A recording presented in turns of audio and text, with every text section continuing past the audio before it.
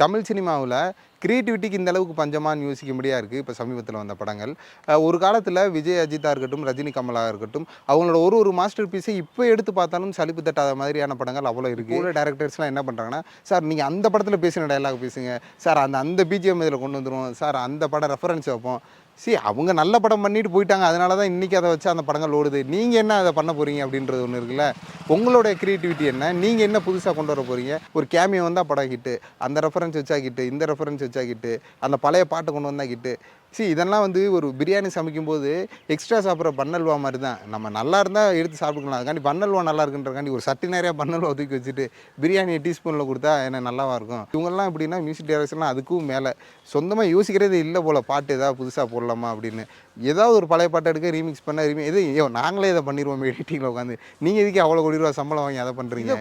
கொண்டாடி நம்ம தலையில் வச்சு கொண்டாடி பழகிட்டனால அவங்களும் செட் ஆகிட்டாங்க. இதுதான் படம் எடுக்கணும், இப்படி தான் எடுக்கணும் அப்படின்னு.